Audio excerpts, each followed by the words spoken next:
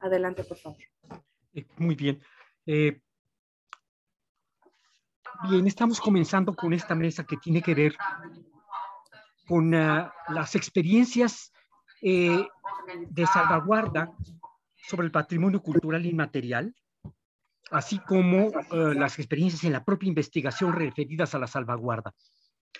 El tema de la salvaguarda es un tema muy sensible porque nos encontramos con la adopción de un nuevo paradigma en relación con el tema de la protección del patrimonio cultural. De todo el siglo XX, desde el siglo XIX y siglo XX, la idea de que el patrimonio cultural debe de ser protegido ha sido la forma, digamos, predominante de establecer una relación con aquellos objetos, monumentos, con todo lo que viene a ser el proceso de producción de la cultura. Y, sin embargo, a partir de la Convención para la Salvaguarda del Patrimonio Cultural Inmaterial de la UNESCO del año 2003, ingresamos a un paradigma que se refiere a la presencia de las manifestaciones vivas, de los elementos simbólicos, lo que amerita una relación distinta con el propio patrimonio. En la tradición confuciana encontramos un antecedente muy interesante en relación con la salvaguarda, que se refiere precisamente a que lo que se tiene que hacer es intervenir, y para esto se refería el pensador Mencio y también Lao Tse, se referían al hecho de que en el cultivo de las plantas, pero también en la guerra, habría que respetar el proceso espontáneo del crecimiento, dejar que las cosas sucedan sin por ello descuidarlas. Ni voluntarismo, ni pasividad, nos dice a ese respecto el filósofo François Julien. La idea de no tener una injerencia directa sobre aquello que se protege es muy importante aquí, del adaptarse a la propensión y acompañarla y no guiar, no ir por delante, sino secundar modestamente sin llamar la atención. No forzar las cosas, por decir así. La salvaguarda prefigura actualmente un importante eje de las políticas culturales. Tiene la característica de modular y marcar preventivamente la distancia que le corresponde mantener al Estado en relación con la cultura, particularmente en una época en la que se trata de evitar el paternalismo, el asistencialismo, el proteccionismo, el intervencionismo estatal en la vida cultural de los pueblos, sin que, a pesar de ello, el Estado renuncie a sus obligaciones. Es por ello que la salvaguarda aparece como un concepto equilibrador y homeostático, no solo para establecer la distancia prudente que debe mantener el Estado, sino el tipo de relación que implica esa distancia. Y por ello es que también supondría una configuración institucional distinta, ya que se hace extensiva a cuestiones como la gestión social, la participación ampliada de la sociedad, a su protagonismo, ¿verdad? Y corresponsabilidad en la preservación de los bienes, en funciones que anteriormente se hallaban bajo la tutela exclusiva del Estado y que ahora se verían desplazadas al ámbito donde se ejerce la libre determinación y el control cultural por parte de los pueblos.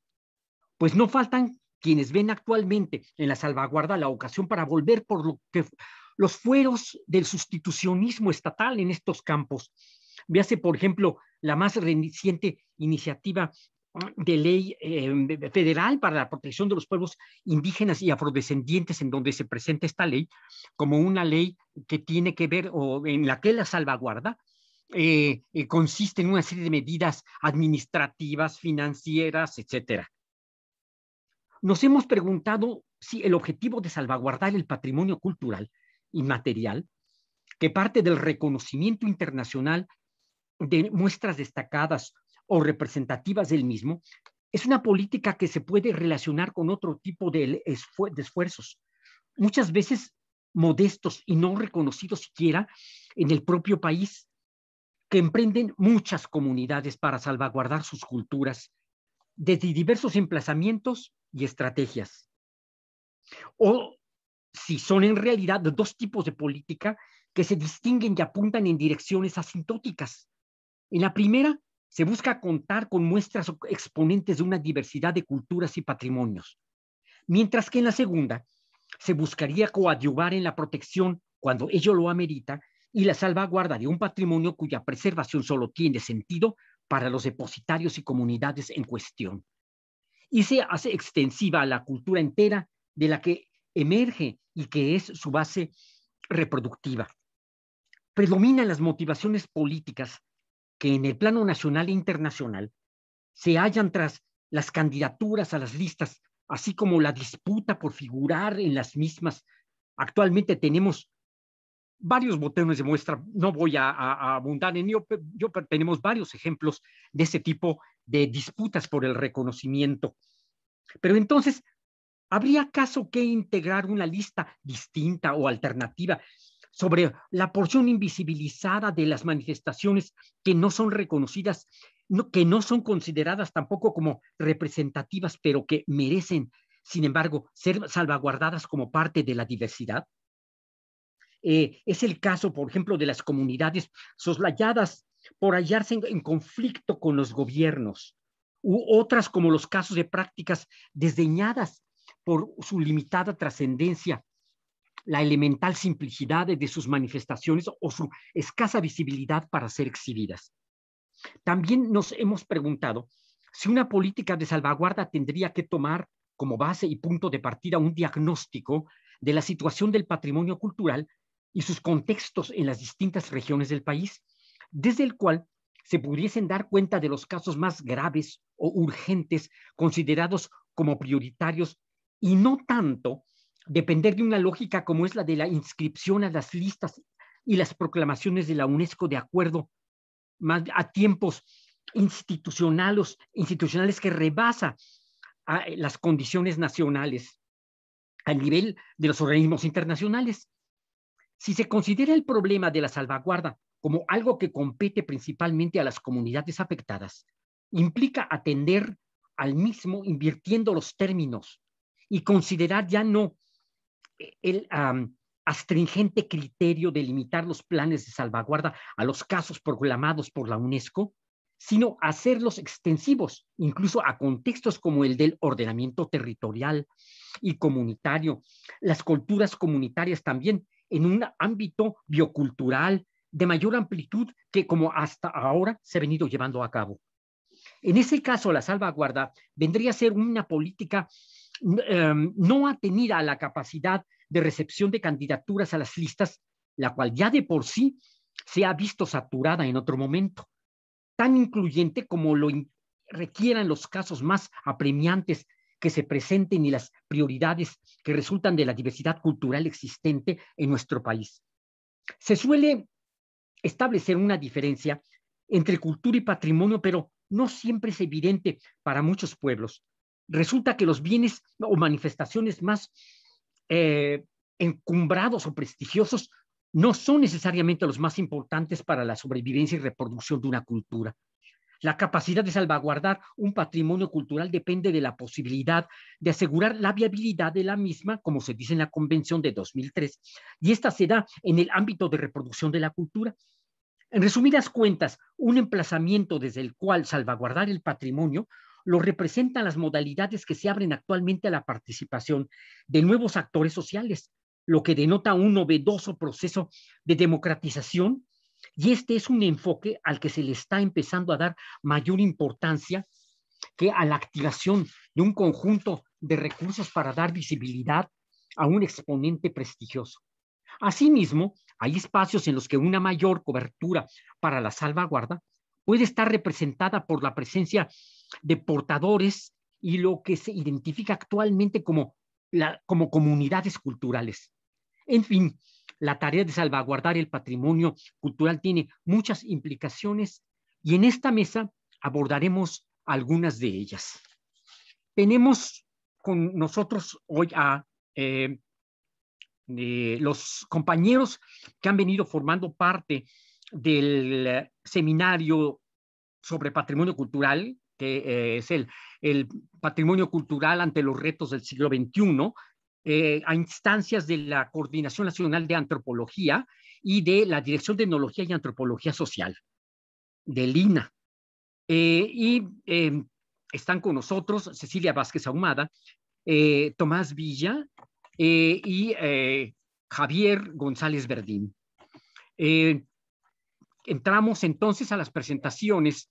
Yo invitaría a Cecilia Vázquez para que iniciáramos con ella esta mesa. Gracias, Sí. maestro. Muy buenos días tengan todos ustedes. Voy a compartir mi pantalla y me voy a hacer muy veloz, maestro, lo prometo. Compartir, aquí está, listo. Es acá. Ok. Perdón. No empieza desde el principio. Bueno, no importa. Mi trabajo lo intitulé El Carnaval de Huejotzingo, las disputas por ser mejores. Pero yo pregunto, ¿frente a quién? El municipio de Huejotzingo se ubica en la Sierra Nevada del estado de Puebla. Es un municipio con una gran actividad agrícola. Sin embargo, de los últimos años, de los 80 para acá, ha implementado corredores industriales y ha habido una transformación urbana muy importante. Hay una gran cantidad de colonias y de unidades habitacionales que han venido transformando la configuración social del espacio. Hay un ciclo festivo muy importante. Yo creo que el eje es la fiesta patronal y el carnaval, que voy a hablar yo sobre el carnaval. Este registro etnográfico de esta festividad la he venido realizando desde el 2012 y ya he escrito 2 textos de largo aliento sobre este tema. Uno de los libros que nos publicaron sobre el carnaval fueron una serie de entrevistas a carnavaleros de la tercera edad, que tiene un título muy bonito que me lo regaló un carnavalero que en paz descanse, que se llama Si Dios me ha de recoger y vuelvo a nacer, carnavalero volveré a ser. Es una serie de testimonios que hablan sobre la participación de las personas en este festejo. Yo asumo que esta comunidad, aunque fue formada aunque el asentamiento pertenece a la iniciativa de los españoles a su arribo a América, tiene toda la configuración de lo que la doctora Good habla sobre pueblos originarios, es decir, ellos tienen una visión del trabajo que tiene que ver con el bienestar colectivo, ellos tienen una serie de ritualidades donde se practica la reciprocidad y el intercambio, tienen una conciencia muy profunda sobre su origen mesoamericano y ellos están en esta dinámica social que les permite la unión de su comunidad completa. Voy a leer una cosita que publicaron la señorita Laura Neri y Mariana Cerón, ellas son originarias de ahí, en las redes sociales. Abro comillas. Hace unos días compartimos varias fotografías de lo bello que es #Huejotzingo, desde su gente, tradiciones, lugares, gastronomía, entre otros. Hubo una fotografía en especial de una pareja vestida de indio serrano, que nos llamó mucho la atención, no solo por la época, sino porque dice mucho de Huejotzingo. Se trata de Ángel Lima y su esposa Sara Mendoza, quienes a pesar de ya no estar físicamente, han dejado un maravilloso legado. Ambos posan para la foto, caracterizados de uno de los trajes más representativos para México y el carnaval, con su sombrero de palma, con sus mosquetones, con su careta. Para nosotros esa fotografía representa unidad, representa amor, representa familia, familia. Vivir una tradición como lo es el Carnaval de Huejotzingo con tu pareja significa saber disfrutar, vivir y representar en tan emblemática tradición en compañía de la persona que amas. Que los buenos momentos, que las buenas costumbres perduren mucho tiempo más.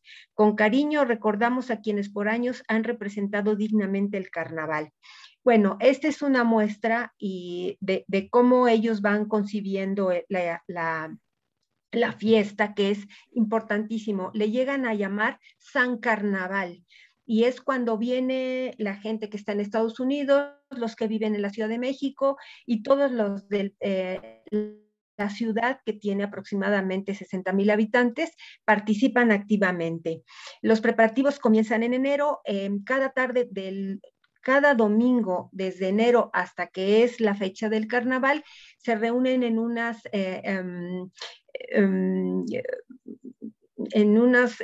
se juntan cada barrio con sus respectivos batallones, que así se les llama, y recorren el territorio hasta llegar a la plaza. Además comen, beben y se divierten, por supuesto, para preparar el carnaval.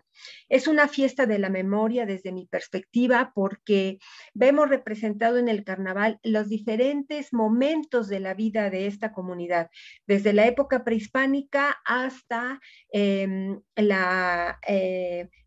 la batalla del 5 de mayo de 1862, y yo creo que también tiene que ver con los movimientos agrarios por la manera en cómo se visten. Aquí estamos viendo al general en jefe. Su mamá le está dando bendiciones antes de salir a participar en el carnaval. En la otra imagen está Agustín Lorenzo, que es el bandido que va a secuestrar a la chica. Es un bandido bueno que le roba a los ricos para darle a los pobres. Lo necesitamos. Aquí hay otras imágenes donde podemos ver a los participantes. Son diferentes contingentes: los zapadores, indios serranos, acapuastlas, turcos, suavos. Vean la profusión de adornos en los vestidos. Es un prestigio participar en el carnaval, y los contingentes cada vez son más grandes y más grandes y más grandes. Se ha calculado en los últimos carnavales hasta 15,000 danzantes. No sé cómo le hago. Usan esos mosquetones cargados con pólvora. Hay accidentes, es el riesgo de usar este tipo de armas, ¿no?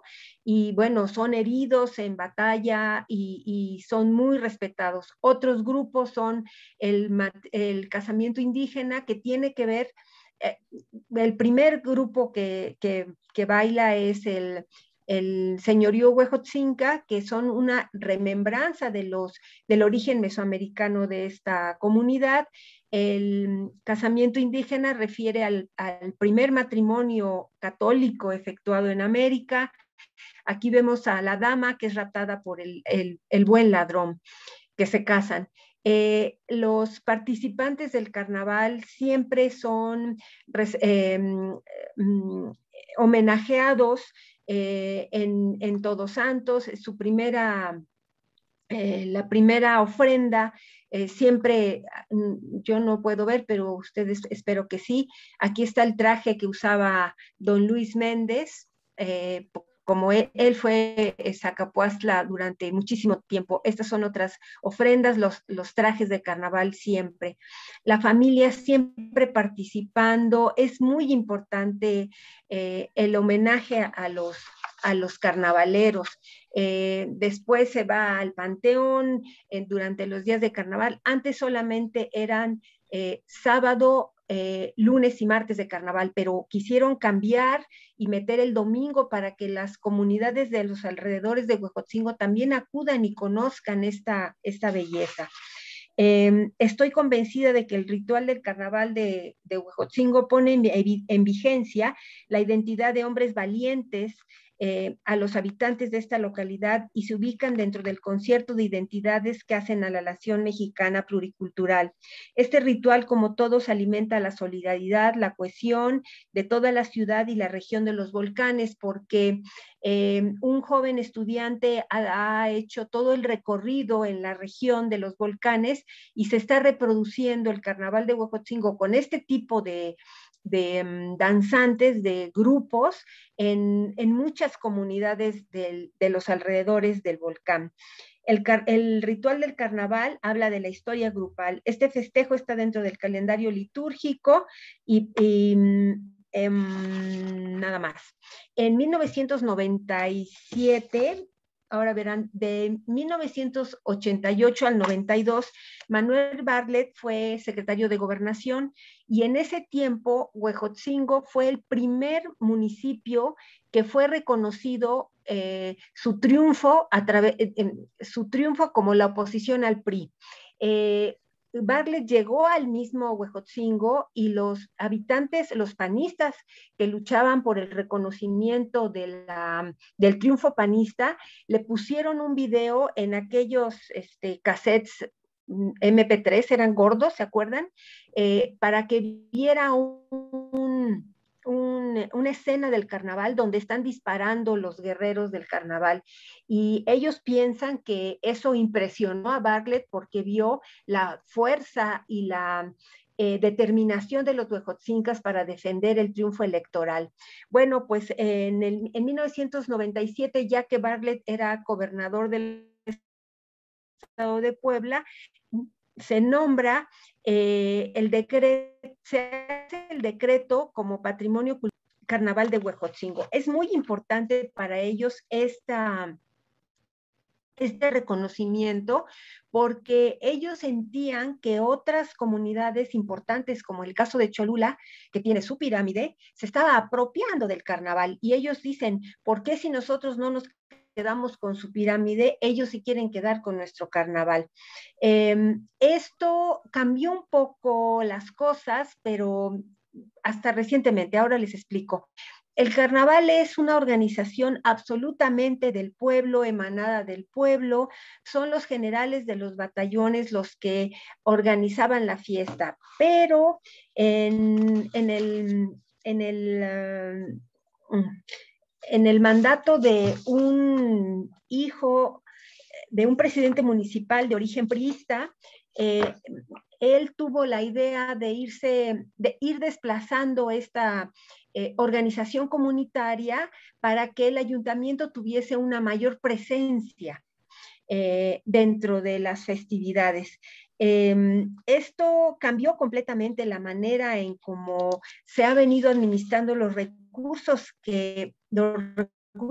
económicos, que son muchos, que se producen a raíz de esto. Y uno de los funcionarios de esta administración priista de 2014-2018 ha tenido el interés de registrar el Carnaval de Huejotzingo dentro de la lista de patrimonio de la UNESCO. Él ha hablado con importantes funcionarios del INAH para lograr este propósito. Estos funcionarios del INAH le han prometido ayudarlo para tal cosa. En una entrevista que yo tuve con este funcionario, explica que su interés sigue presente, ya cambió la administración, ahora dejó de ser priista y ahora es morenista y siguen siendo los mismos funcionarios. Ahora él explica que si entra a la lista de patrimonio mundial, va a ser posible quitarle esta fama de violento, que hay muertos y heridos en el carnaval. Yo no comparto esa opinión, pero él piensa eso. Dice el funcionario, este es un ritual, no es una fiesta, es un ritual.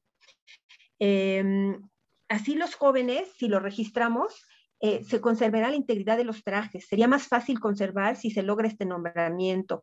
Así para los jóvenes no sería importante qué banda va a venir, sino por qué es importante esta fiesta, que es más bien un ritual, él insiste.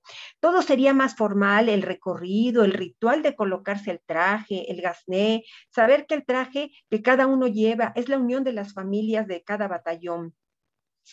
Ya no sería importante traer la banda más cara, más costosa, porque a veces esas no conocen la música del carnaval. Yo entiendo que todo evoluciona, pero puede llegar a tanto que se puede perder este ritual. El nombramiento de la UNESCO sería una herramienta, un membrete para conseguir dinero. Así tendríamos en un solo municipio un nombramiento de patrimonio cultural material y otro de inmaterial, porque ellos tienen un convento del siglo XVI que está inscrito dentro de la lista de patrimonio mundial. Dice él, esto sería un logro político para el gobierno del Estado y para el municipio. Ayudaría mucho para quitar la estigmatización de violento que tiene el carnaval. Tan solo este año tuvimos la ayuda del secretario de Turismo, todavía panista, y ese nos llevó hasta la oficina de Conaculta, a México. El municipio Perdón, llevó estamos en gente. tiempo. ¿Ya terminó? Eh, bueno, simplemente que estamos en Concluyo. tiempo, entonces, sí, perdón. Concluyo, ¿no? Está bien. A mí me parece que la introducción de la UNESCO como una instancia reguladora transforma completamente la posibilidad de democratizar las manifestaciones culturales. Y bueno, pues muchas gracias y disculpen. Gracias, maestro. Voy a dejar. Gracias, profesor.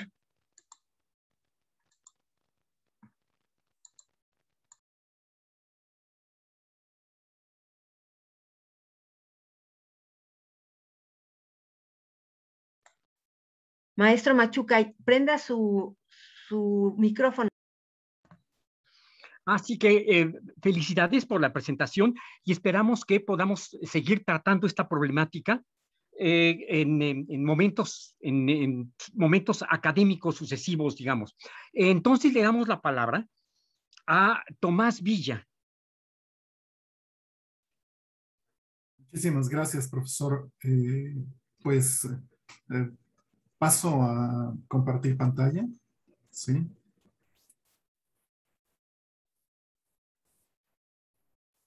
Sí, sí me ven, ¿verdad? Bueno, la ponencia gira en torno a un trabajo que se realizó en la Ciudad de México, la alcaldía de Iztapalapa, a raíz de una petición de un grupo, de un grupo de lugareños, de personas de un pequeño poblado, y sobre su patrono y una imagen de procesión también de su patrono que querían que fuera pues trabajada por parte del instituto para ser restaurada, ¿no? Y esto dio pie a la posibilidad de hacer una serie de entrevistas y un poco de trabajo de campo, y de ahí sale este trabajo. Entonces, lo que tenemos es un San Juan, ¿sí? Este San Juan. Y bueno, las actividades que nosotros realizamos en la Dirección de Atención Integral a Comunidades de la Coordinación Nacional de Conservación del Patrimonio Cultural, pues es una especie de puerta para que las comunidades puedan acceder a servicios, talleres y una serie de cursos, y la posibilidad de realizar algunos tipos de actividades que están relacionadas directamente con su patrimonio cultural. Entonces, la gente de San Juan y Conextipac mandó un oficio ingresado el 10 de septiembre del 2019, donde solicitaban la valoración de un par de esculturas de su parroquia, con la intención de pues que estas fueran restauradas. Una de ellas, podemos verla en la foto, vemos a uno de los integrantes de la comunidad, y también una fotografía de una de las reuniones que tuvimos con los integrantes de la comunidad para plantearles las posibilidades que existían en ese momento, prepandemia, de la realización de estas labores. Entonces, pues bueno, la actividad, pues tuvimos que hacer un trabajo sobre el San Juan de esta comunidad, de Nextipac. Nextipac es una pequeña isleta, aquí la vemos en amarillo, en la parte de abajo, si la alcanzamos a ver.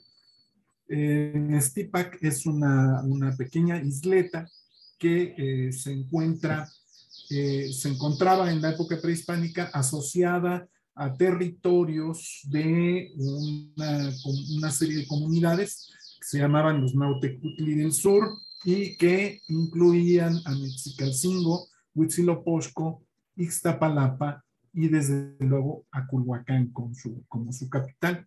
Estas antiguas ciudades de México prehispánico vienen desde la época tolteca, desde el posclásico temprano. Y todas estas isletas pertenecían a este grupo de comunidades. Ya entrado el siglo XVI, con la llegada de los europeos a América y tomada la ciudad de Ixtapalapa y posteriormente de Tenochtitlan, bueno, pues la comunidad lo que tiene es que pasa a ser un tributario de la ciudad de Tenochtitlan y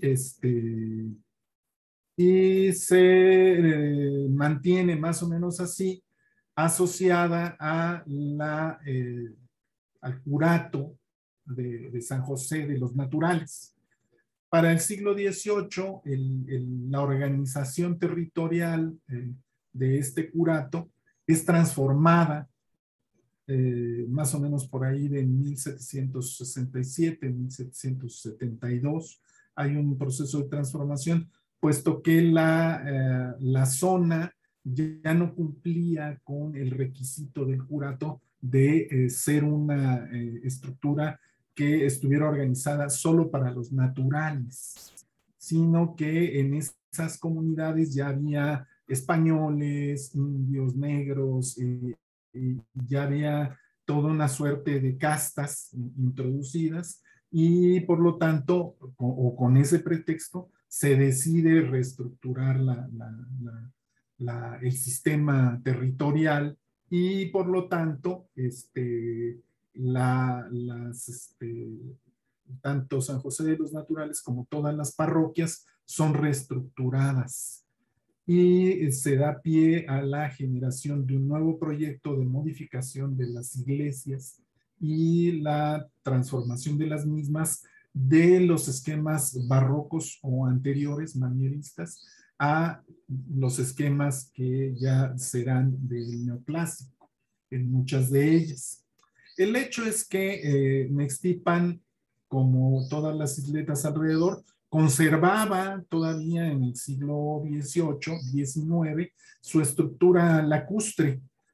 Y poco a poco, durante los años posteriores a la independencia, esta situación fue transformándose hasta las posprimerías del siglo XX, ya que empezó a haber una gran presión para que las comunidades rompieran con esta tradición lacustre y esos territorios y esos espacios fueran vendidos, cedidos o de a tiro entregados a las diferentes haciendas de la región. A través todo esto de la compra de los terrenos, las leyes de reforma, la transformación de los canales, la falta de mantenimiento en los sistemas lacustres, que generó la desecación paulatina de toda esa región. Para el inicio del siglo XX se desencadenaron, por lo tanto, movimientos sociales, siendo la revolución de 1910 y la adhesión de esta parte de la Cuenca de México al movimiento zapatista el principal, y sus efectos serían importantísimos en toda la región. El levantamiento, por ejemplo, del general Herminio Chavarría, nativo de Astahuacán, en esta región, pueblo que fuera quemado por el ejército federal, motivó la instalación de uno de los cuarteles zapatistas en el Cerro de la Estrella, en el pueblo de San Lorenzo Tezonco, que también fue quemado por las tropas constitucionalistas hacia finales de 1915, replegándose entonces los zapatistas al estado de Morelos, de donde no saldrían sino hasta con la muerte de Zapata. La estructura del espacio en estas haciendas, que poco a poco fueron construyendo el espacio para la agricultura lacustre de la región, se fueron modificando muy rápidamente a lo largo del siglo XX, ¿sí? Por ejemplo, durante todavía la revolución, la hambruna producida por la guerra y la llegada de la influencia española alrededor de entre 1916 y 1919, estableció lazos muy importantes entre las poblaciones de Morelos, como Tenancingo, Tlaltenango y Tepalcingo, que estando en el núcleo zapatista no se encontraban sujetos a la destrucción causada por la guerra y podían todavía seguir produciendo, mientras que esta región sufrió de hambruna durante todo este periodo y estos lazos con los zapatistas del estado de Morelos permitieron que esta gente tuviera la oportunidad de comprar alimentos en estas regiones de Morelos.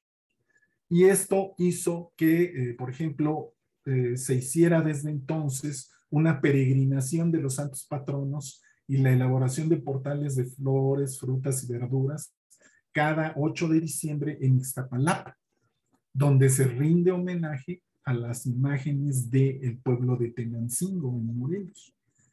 Esta relación se estableció también a nivel de santos patronos entre esta región y la región del centro de Morelos. Para el término de la revolución, para 1924, se realiza un reparto agrario y que comienza en San Lorenzo Tezonco. Pero a la vez que hay un reparto agrario, en la década de 1930 se desencadena una crisis del agua en toda la cuenca de México. Y eso terminó por desencadenar toda una serie de procesos que terminarían en el periodo que va de 1940 a 1960 con la desecación total de la región. Para inicios de 1970, las comunidades terminarían por ser consumidas por el crecimiento de la ciudad. Y Nextipac hoy solo guarda algunos recuerdos de su pasado lacustre, en su tradición culinaria y en la memoria de la generación transicional.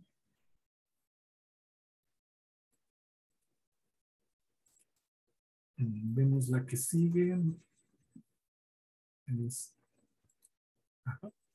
Bueno, las esculturas de San Juan Bautista son muy importantes. San Juan Bautista era hijo de Isabel, que era prima de la Virgen María, y de Zacarías, que era sacerdote del templo.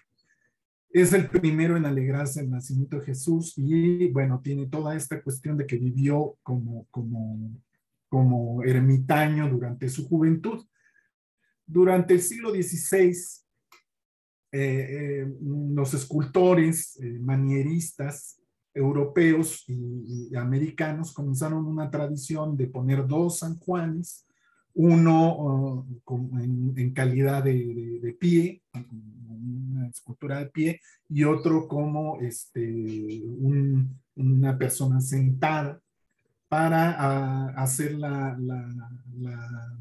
diferencia, simbolizar la vida activa y contemplativa del mismo santo a través de sus posiciones. Así, por ejemplo, vamos a tener estos ejemplos de San Juan Bautista. El primero en blanco y negro, San Juan Bautista de Tulancingo, que es una obra del siglo XVI, copiada seguramente por indígenas, y que se encuentra en este momento en la Catedral de Tulancingo. Y fue restaurada por el INAH hace unos 15 años más o menos.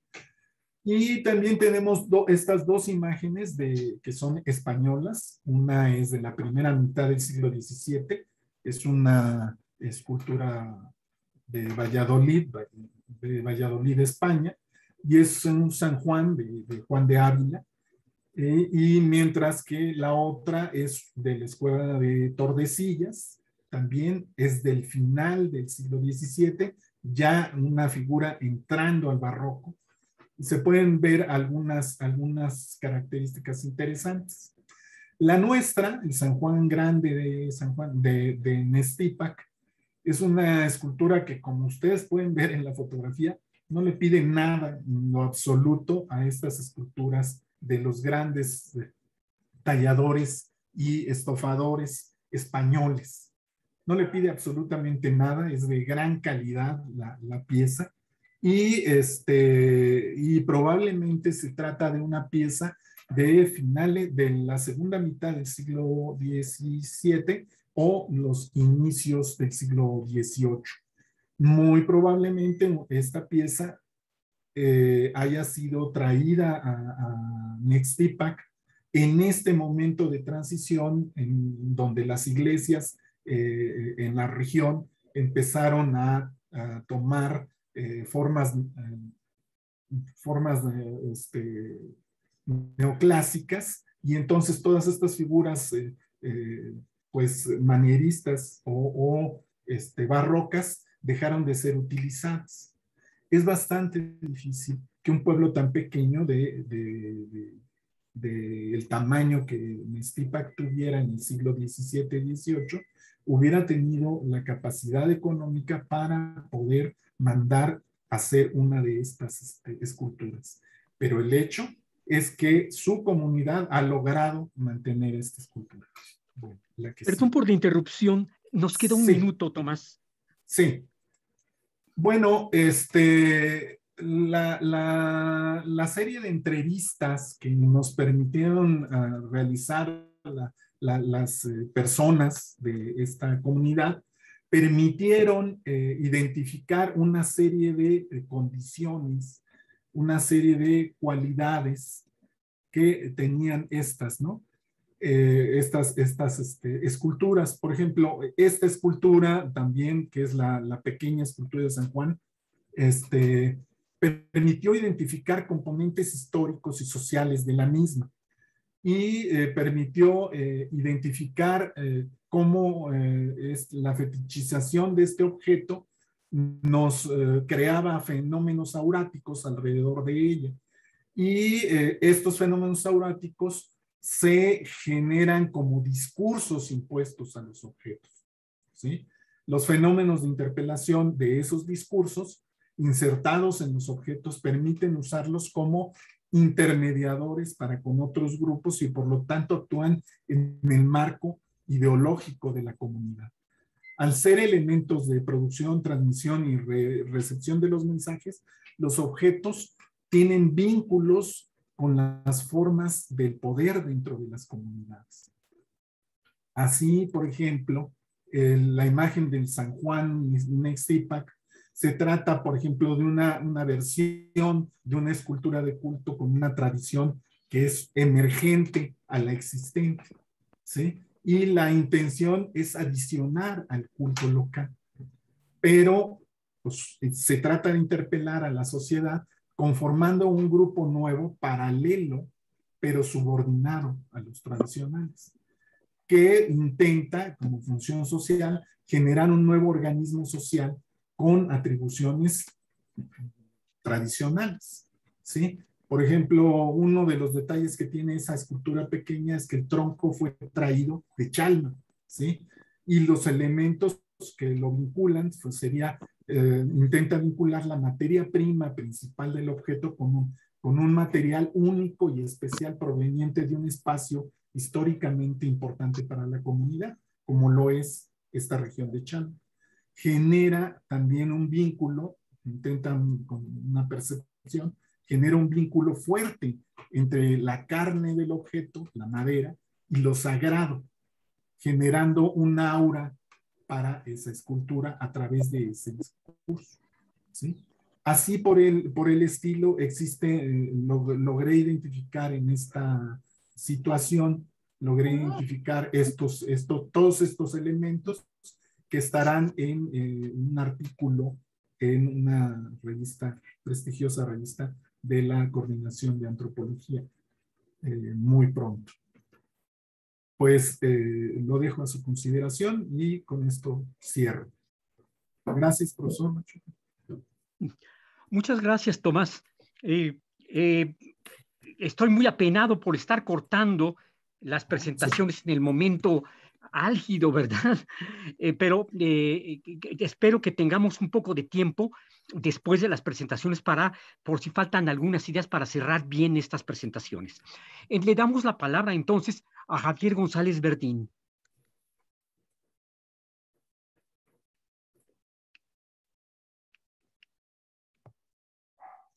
Sí, buenas tardes a todos. ¿Sí, sí me escuchan?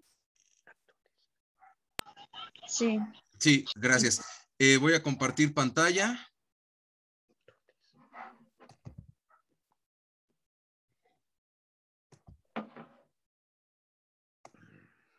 Bueno, empiezo con mi ponencia. La importancia de la etnografía en la investigación en torno al patrimonio cultural inmaterial y su salvaguarda. El caso de la danza de los quetzales en Sosocolco de Hidalgo, Veracruz. Sosocolco de Hidalgo es un pueblo totonaca ubicado en el estado de Veracruz. Se encuentra en la llamada boca Sierra de Coxquihui, en colindancia con la Sierra Norte del estado de Puebla. Se trata de una comunidad orgullosa de su riqueza cultural, que además fue nombrada Pueblo Mágico desde el año 2015. A principios del año 2018, el profesor Vicente Grande Espinosa, quien era parte del Comité Pueblo Mágico de dicho pueblo, contacta al Seminario de Patrimonio Cultural de la Dirección de Etnología y Antropología Social del Instituto Nacional de Antropología e Historia, al que pertenecemos, con la solicitud de ayudarles a grabar al último maestro de la danza de quetzales. La intención desde la comunidad era tener un respaldo sonoro de los más de 50 sones con tambor de doble de parche y flauta de carrizo que don Mateo de Gaona sabe interpretar de memoria. Al conocer a don Mateo y saber de todo el trabajo y el conocimiento que implica la realización de la danza, quedó evidenciada su importancia en la vida ritual y cotidiana de la comunidad. Por esto fue necesario echar mano de una metodología que nos permitiera conocer el contexto de la danza de los quetzales en Sosocolco de Hidalgo. Parece aquí relevante señalar a la etnografía como la herramienta metodológica por excelencia para dar una lectura de los aspectos más fundamentales de la comunidad. Si bien la representación de la danza de los quetzales se lleva a cabo dentro de un contexto ritual y por lo tanto bien definido en el tiempo, su preparación es cotidiana. La danza de los quetzales forma parte de un sistema de distintas danzas en Sosocolco, el cual a su vez responde al saturado calendario ritual y cívico que tiene la población. Dicha situación acarrea un trabajo no remunerado a lo largo de todo el año y que año con año exige ser renovado. Cuando se refieren a don Mateo como el último maestro de la danza de los quetzales, es debido a que se trata de la última persona con vida que conoce todo en torno a dicha danza.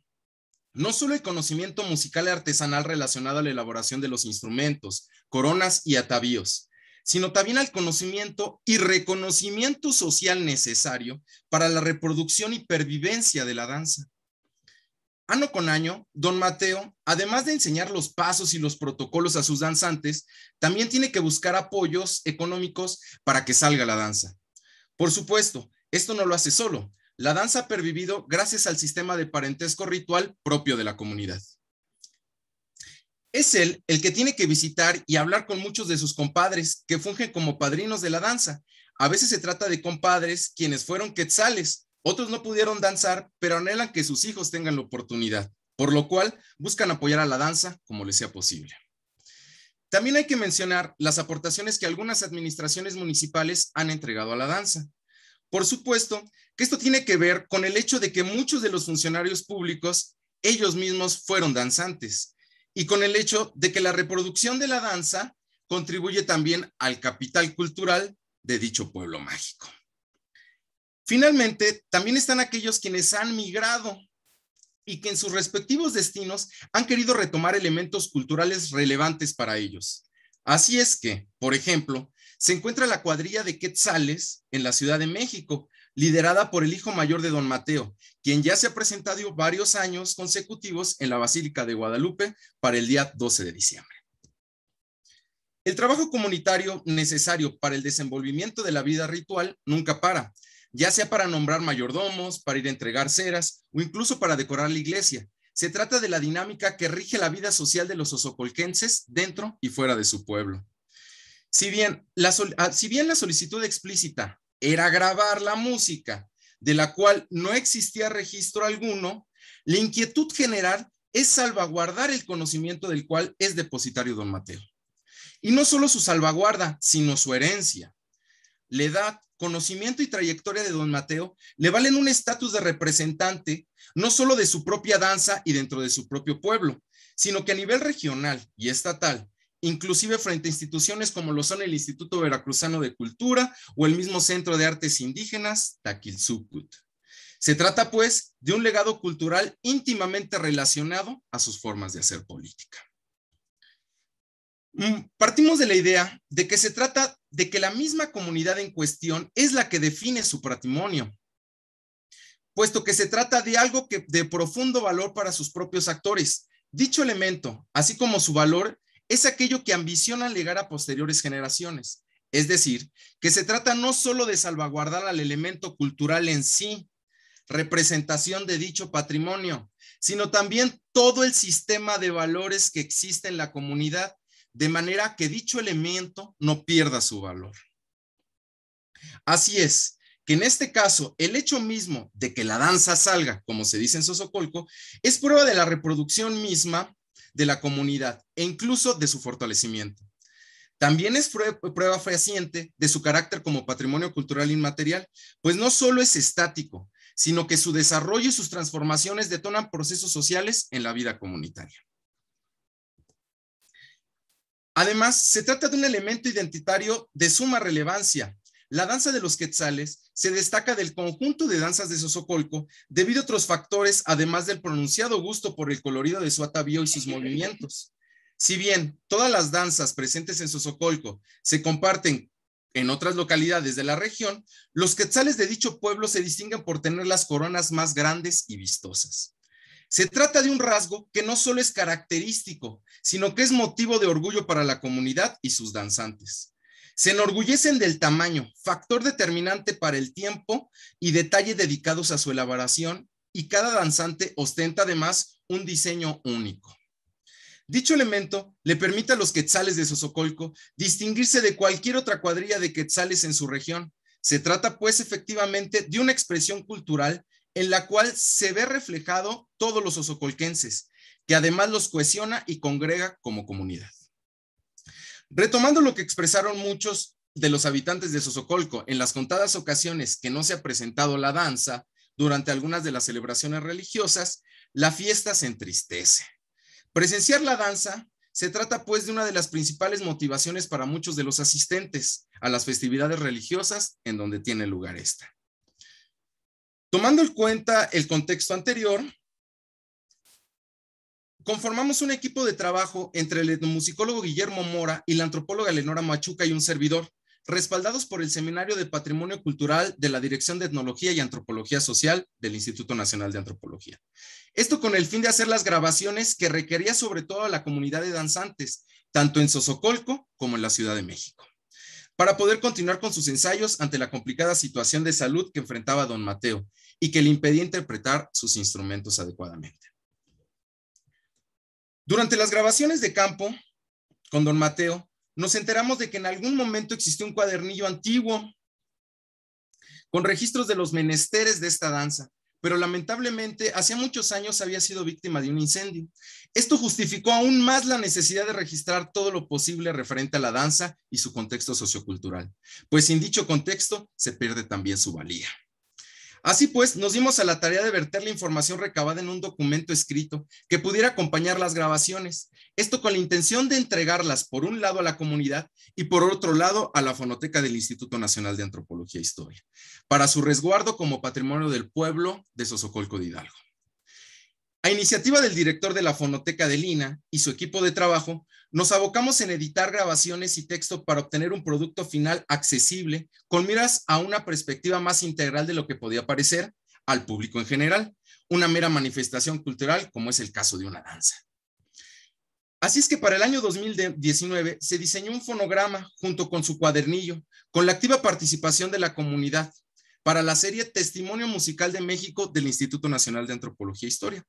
La intención es que dicho fonograma contribuya también a garantizar el acceso a la cultura propia, en este caso a la totonaca. Desafortunadamente, la contingencia sanitaria y todo lo que ésta ha acarreado ha detenido los procesos finales en los que se encontraba dicho proyecto para su publicación. Para concluir, me gustaría hacer hincapié en la utilidad, pero también en la necesidad de la etnografía, en lo que incumbe al estudio del patrimonio cultural inmaterial. En el caso de la danza de los quetzales de Sosocolco, la investigación etnográfica no solo dio cuenta de la importancia cultural de la danza, sino también de la importancia de la memoria y su función en la configuración identitaria. La etnografía arrojó luz no solo a lo que se concibe como patrimonio, sino a cómo se construye constantemente este mismo desde la comunidad. Es por esto que resulta sumamente difícil concebir un plan de salvaguarda que no parta del análisis etnográfico, de la propia memoria y la concepción de sus actores y reproductores. Con esto termino mi ponencia, pero no sé, maestro Machuca, si me quede un momentito para presentar 30 segundos de la música y la danza de los quetzales.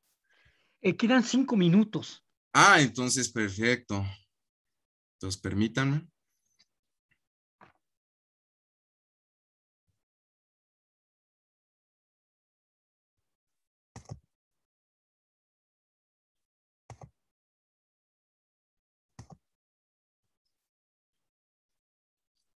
Presentaré unos cuantos segundos de parte del trabajo y de lo que es la danza de quetzales.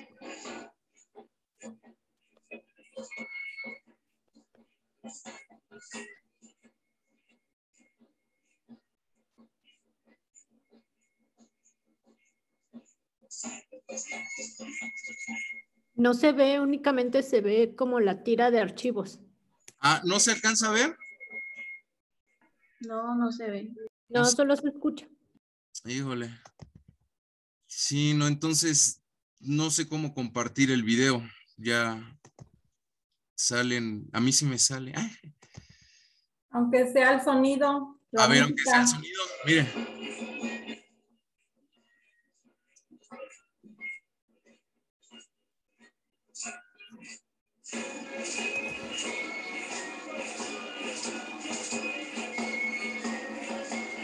Puedes seleccionar la ventana para compartir solo la ventana del video. No, no se alcanza a escuchar, ¿verdad? Sí, híjole. Bueno, pues ni modo, no se alcanzó a escuchar y creo que aquí falta un programa para que se pueda reproducir. Pero bueno, con esto concluyo mi participación.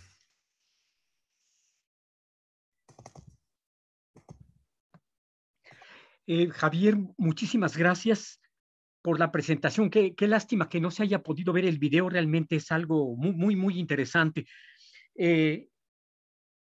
Tendríamos un tiempo para preguntas, si hay algunos comentarios o preguntas que se quieran hacer. Sí.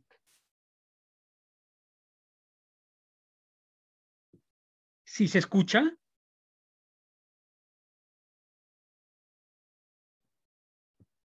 Sí, se escucha.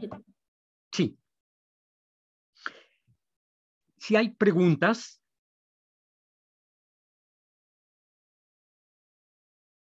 Sí. Sí. Carlos Portilla.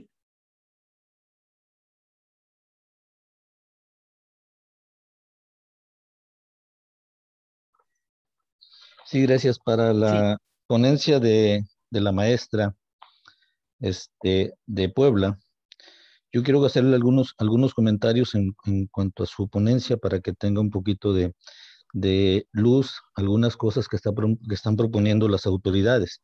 Una, que la UNESCO no da recursos cuando se hace una declaratoria. Dos, que tampoco estar en el inventario da recursos. Y cosa importante, le quiero compartir algo que dicen las directrices para postular algo ante el patrimonio cultural inmaterial. Dice que el elemento eh, del patrimonio cultural inmaterial, en el sentido del artículo 2 de la Convención, en el artículo 2 de la Convención dice, eh, a efectos del presente convenio se tendrá en cuenta únicamente el patrimonio cultural inmaterial que sea compatible con los instrumentos internacionales de derechos humanos. Me tocó estar en Colombia, donde quitaron una expresión precisamente porque llevaba riesgos para la vida humana. Entonces, pero tampoco es desde la UNESCO en una declaratoria podría quitar esos elementos, sino también en las directrices operativas dice que se elaboren medidas de salvaguarda para poder proteger y promover el elemento. Y otra que debe de estar en el inventario. De Puebla solamente 11 elementos están en el inventario del patrimonio cultural inmaterial a nivel nacional. Entonces, a hacer la referencia de que la UNESCO no es quien debe de venir a coordinar los trabajos, ni una declaratoria obligaría a una comunidad a quitar elementos, sino el plan de salvaguarda hecho desde la comunidad en conjunto con las autoridades. Cuando se habla de la comunidad, incluye todo el pueblo, autoridades y expresiones, en este caso los portadores. En ese sentido, el comentario de que la UNESCO simplemente tiene en uno de sus artículos promover las expresiones culturales, mas no regirlas. Tampoco el país puede regirlas, ni ninguna autoridad, sino es mediante un plan de salvaguarda, donde se sienta la comunidad y en base en base a una democratización del elemento, que ellos decidan democráticamente si quitan un elemento para que de esa manera pueda considerarse darle todo el seguimiento a un expediente. Pero ojo, una declaratoria de UNESCO no es una ley que nos prohíba a las comunidades ejercer alguna actividad, ni tampoco el gobierno ni ninguna autoridad. Es la propia comunidad, al interior de su diálogo, quien pudiera ejercer ese elemento. Entonces, muy importante lo que comentan, porque sí se podría llegar a un diálogo, pero desde la comunidad. muchas gracias, Carlos Portilla. No sé si Cecilia Vázquez quiera responder al respecto Sí, sí, maestro, muchas gracias. Es que mi discusión es precisamente que la UNESCO, a los ojos de las comunidades, se ha convertido en un órgano regulatorio del patrimonio, legitimando lo que es digno de lo que no es digno. Y las comunidades están al margen. Ahora hay una mediatización y hay unos gestores que están tratando, que se han convertido en los protagonistas del asunto. En el ayuntamiento de Huejotzingo se tiene la intención de contratar antropólogos para que hagan el expediente. Y entonces ellos piensan que eso es una manera de darle relevancia a su comunidad. A mí me parece que eso hace que la autoridad de esta comunidad le dé fuerza a unos discursos silenciando otros discursos. Y me parece que las necesidades de la comunidad están fincadas en muchísimas necesidades, más que en esta de inscribir el carnaval en la lista de patrimonio, porque tiene importancia por sí misma. No se necesitaría esto, ¿no? Esa es mi perspectiva, maestro. Yo le agradezco lo que usted me instruye. Gracias. y bien, ¿alguna intervención más? Comento rápidamente. Si me permite, maestro, Sí. qué importante, lo digo con conocimiento de causa, nosotros nos quitamos una declaratoria precisamente porque fue violatoria a la autonomía que tiene la propia comunidad, en este caso mi comunidad, fue violatoria una declaratoria estatal y tuvimos que llegar a instancias internacionales. Por eso conozco el proceso de una declaratoria. Exigimos que se quitara porque no tuvo el consentimiento libre, previo, informado desde la comunidad. Es algo que la UNESCO lo marca muy, muy, muy, muy claro. Ese es un antecedente muy importante. Sería interesante conocerlo porque yo creo que sería el caso de otras manifestaciones que no han llegado hasta ese punto, por cierto. Sí, es en el... ¿Qué maestro Portilla? Tempoal Veracruz, llegamos hasta el Congreso para poder platicar, y desde el Congreso se exigió un exhorto al gobierno federal, gobierno estatal, en este caso Veracruz, al gobierno municipal, para sentarse en mesas de diálogo y desde ahí construir un plan de salvaguarda que diera voz a la propia comunidad. Una vez que se hizo este plan de salvaguarda, que está por postularse a buenas prácticas, porque fue construido desde la comunidad, es que hemos podido entender y hemos podido compartir con otras comunidades cuál es el camino real para utilizar la convención. La convención dice en su propio título, Convención para la Salvaguarda, y en la salvaguarda va todo este mecanismo de diálogo. No dice Convención para la Patrimonialización, que eso es el juego que entran tanto los gobiernos nacionales como a veces estatales. Muchas gracias. Sí. Está Bueno, cerrado el micrófono, Cecilia. Ya, muchas gracias. Está cerrado el micrófono. Bueno. Ya, maestro, que hable el profesor Florentino. Muchísimas gracias. Bien. Sí, por favor.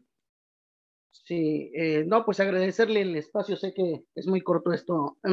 Ya no voy a abundar a lo que pretendía, solamente agradecerle su participación, y nada más en postura del maestro Carlos, es que en una cosa es el regimiento del plan, y otra es que lo apliquen, como él mismo lo menciona, con las autoridades estatales y nacionales. Pero bueno, creo que para esto está sirviendo este congreso.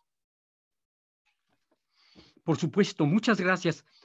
¿Alguna otra persona que quiera intervenir?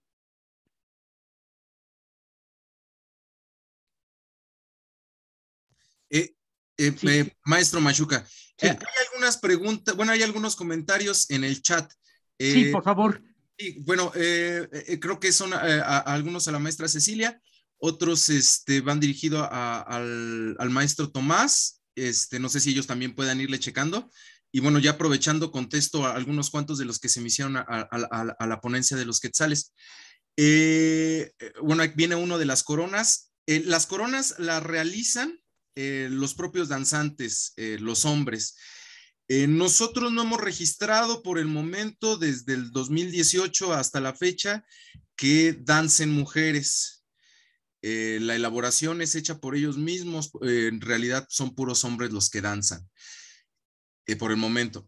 Y el trabajo, bueno, el trabajo final de esta exposición, pues lo final es un fonograma que se va a editar conjuntamente con la Fonoteca de Lina. Ya en estos días tenemos un poquito más de luz en torno a presupuestos y tiempos. Desafortunadamente, repito, la pandemia ha parado estos proyectos.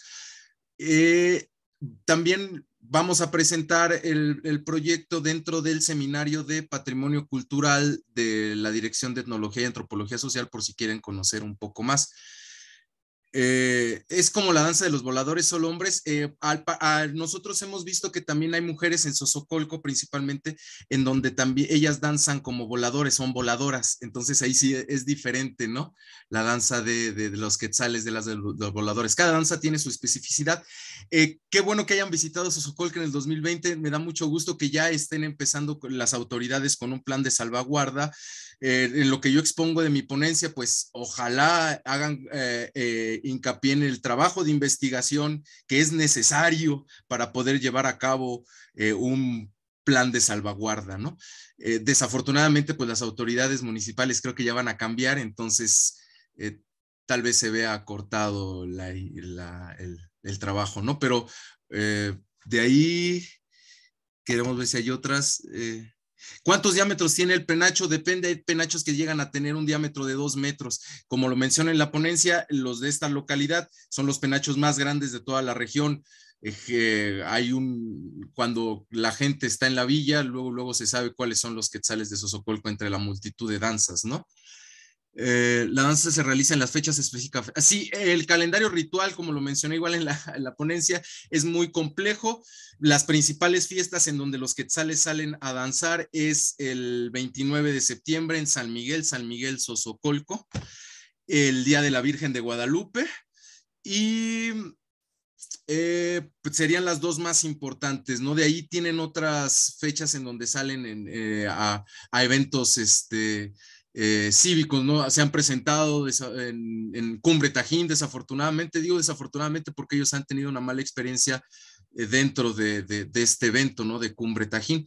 Pero sí, la principal fecha es el 29 de septiembre, el San Miguel Arcángel. Y bueno, daría paso, si creo que todavía tenemos tiempo.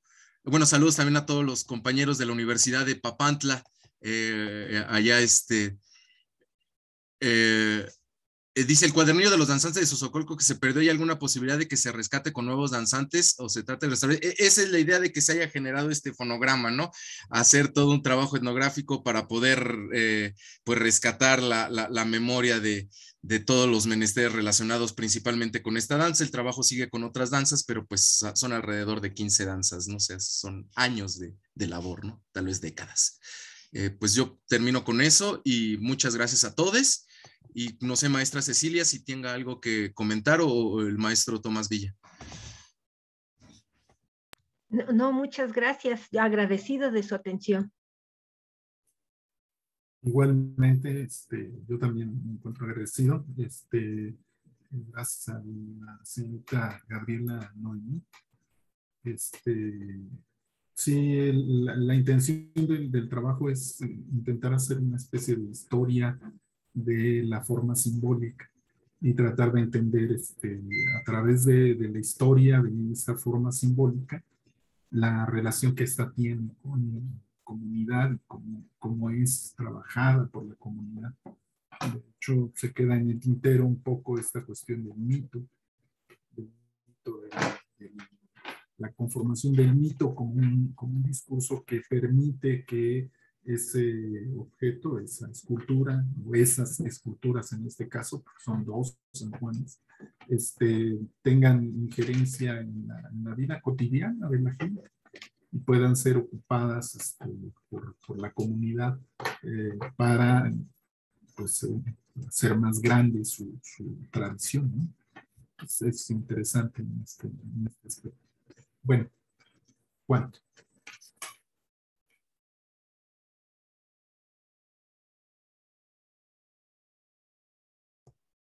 Maestro Toño. Gracias, Tomás. Yo quiero hacer rápidamente nada más un comentario en el sentido de que el cuadro que nos ha presentado Tomás Villa es sumamente útil para hacer el análisis del contexto social, pero también de la función simbólica y semiótica para hacer análisis específicos sobre casos precisamente en los cuales hay una historia referida a la imagen cuando hay también una tradición mítica. En ese sentido, yo recomendaría que puedan ver ustedes el artículo que se le va a publicar en la revista Dimensión Antropológica. No sé exactamente todavía cuál va a ser la fecha, pero supongo que ya es en uno de los próximos números. Sí, hay alguien más. Tenemos 3 minutos máximo. Maestro. Sí. Un minuto nada más. A Javier Arturo, precisamente el proyecto que se dio en el estado de Veracruz con 45 municipios fue hacer un taller de reflexión al interior de las comunidades, donde ellos, en un taller que se nos compartió en Perú, ellos pudieran identificar cuál era su patrimonio en toda la comunidad. En ese taller ellos identificaban su patrimonio, pero más allá de identificar su patrimonio, identificaban en 3 vertientes: que estaba vigente, o sea, que estaba muy vivo, que estaba vulnerable o que estaba con urgente salvaguarda. En Sosocolco se encontró con urgente salvaguarda. En la segunda parte les dijimos, nosotros ya termina esta parte y ahora tienen que recurrir a la otra instancia que es Elena, todo lo que es etnografía, para que desde esas metodologías ellos les puedan ayudar, porque ellos son los especializados en esos temas. Le digo, entonces vamos en conjunto trabajando estas participaciones, pero efectivamente en el proyecto que se presentó en 45 municipios del estado de Veracruz, la segunda parte ya no corresponde a ese tipo de reflexión, sino a los encargados y los estudiosos para que en ese inventario nos ayuden a salvaguardar, sobre todo lo que está en salvaguarda urgente, que ese es el tema. Vuelvo a repetir, mientras no tengamos un inventario de lo que se está perdiendo en nuestro país, el famoso inventario del patrimonio cultural, del SIC, no vamos a avanzar. Necesitamos empezar desde ahí y que las comunidades digan cuál es su identidad, cuál es su inventario reconocido por ellos mismos. Me parece muy importante lo que usted está señalando. Habría que pensar también en lo que sería el diagnóstico, no solamente el inventario, ¿verdad?, sino el diagnóstico de el estado de la cuestión sobre el patrimonio cultural en México, que ya se hizo un primer avance, pero todavía falta mucho en realidad. Y esta idea de que pueda haber una participación, una colaboración de los sectores especializados, de los especialistas, mejor dicho, de los especialistas trabajando con comunidades en espacios donde la comunidad es la que tenga, por decir la vara, ¿verdad? Es decir, la que tenga la capacidad de decidir con el apoyo, el acompañamiento del sector de investigación. Muchas gracias. Sí. Si me permite, profesor. Sí.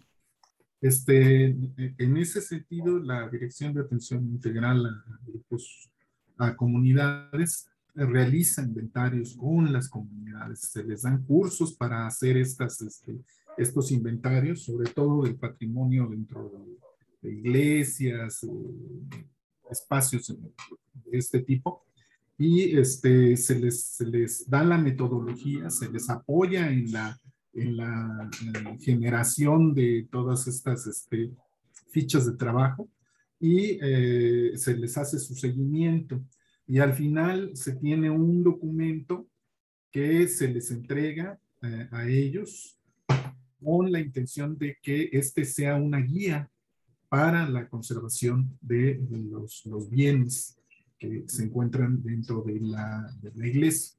En términos de patrimonio inmaterial, aún no le entramos al toro, porque bueno, pues es bastante más complejo, pero yo creo que es un avance bastante bueno, porque son las propias comunidades las que están realizando este tipo de acciones, y son a petición de ellas que nosotros integramos. Y con ello, pues van especialistas a trabajar con la comunidad. ¿Sí? Yo creo que es una opción y es avance en este sentido, ¿no? Gracias, está abierta la posibilidad de que nos hablen, ¿no? Sí. Muy bien, muchísimas gracias. Quiero decirles que ya se nos acabó el tiempo. Entonces, en cualquier momento podrían ya ponerlos la cortinilla, ¿verdad? Es correcto. Convendría que pudiéramos estar en contacto en lo subsecuente, ¿verdad?, con las personas que estén interesadas en relación con el tema de esta mesa. Y pues por lo pronto yo creo que incluso nos hemos sobrepasado un poquito del tiempo. Tendremos que dar por terminada esta sesión. Ha sido una sesión muy importante, se han planteado cosas fundamentales sobre las que yo pensaba que no se había avanzado todavía. Así que pues les damos las gracias, y si no hay algo más que quieran comentar, decir ya para cerrar, yo me despido. Podemos usar todavía 5 minutos más. Sí, no perfecto. Qué bueno. Maestro, yo quiero hacer una reflexión sobre lo que dijo el doctor Villa.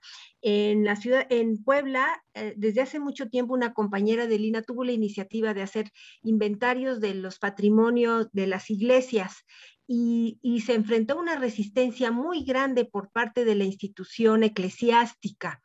Y eso fue una lucha muy grande, y ella logró afortunadamente hacer una gran cantidad de inventarios en los templos por los intereses tan grandes. En Puebla tiene uno de los récords de saqueo de bienes eclesiásticos más importantes del país. Eso es una desgracia, pero a mí me parece que lo que está diciendo el profesor Tomás es una iniciativa que hay que retomar, y en una búsqueda de esta participación de la que habla el maestro Portilla, llevando efectivamente las comunidades una reflexión profunda sobre descolonizar el pensamiento, ¿no? No es lo de afuera lo que nos da valor, sino nuestras propias presencias en este mosaico multicultural el que nos permite validarnos. Muchísimas gracias, fue una experiencia preciosa. Gracias.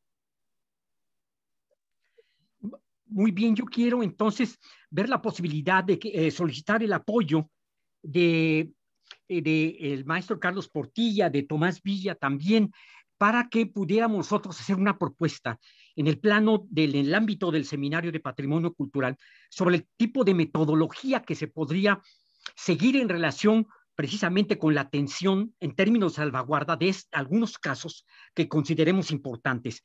Y también ese aspecto muy problemático que tiene que ver con el tema de la Iglesia Católica, porque es un problema que se está dando en muchas partes del país. En el estado de Puebla, en Michoacán, en Chiapas, encontramos situaciones muy álgidas, muy difíciles, y esto tendría que ver con el ámbito de la resolución de conflictos.